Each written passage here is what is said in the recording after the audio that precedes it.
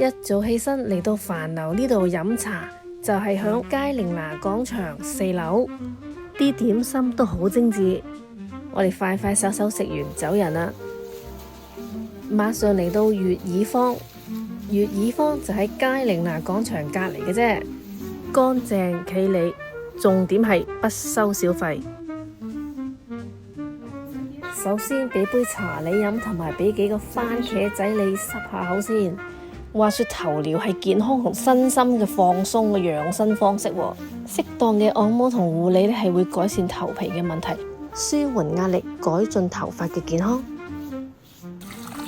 睇下，同時仲可以做埋面部按摩，真係舒服到呢。頭療唔單止係舒緩你頭部嘅壓力，仲會同你按摩眼部周圍嘅穴位，會改善眼部嘅疲勞，仲加埋肩頸按摩。話說會舒緩偏頭痛添啊！古法頭療仲採用漢方中藥配方，聽講嗰啲中藥係每日新鮮熬出嚟嘅，令到你嘅頭皮係吸收晒佢所有嘅精華，之後仲焗埋油添啊！等你頭髮完全吸收啊！參考下個價錢，一啲都唔貴噶。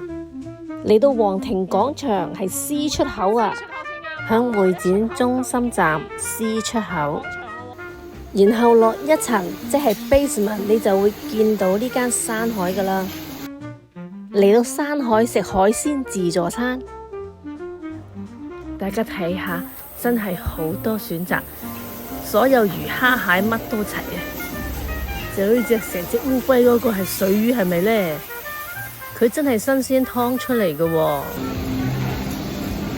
啲蝦呢就要出去自己撈嘅，中意邊隻就攞邊隻。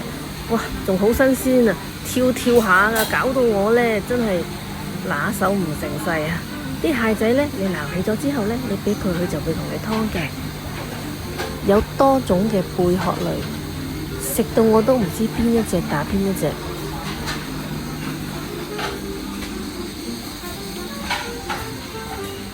呢度呢就加咗啲調味嘅，有帶子、有生蠔、有青口。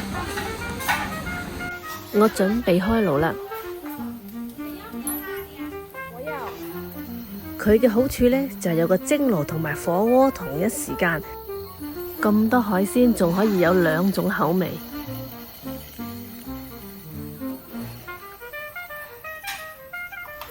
食到我唔停得手唔停得口啊！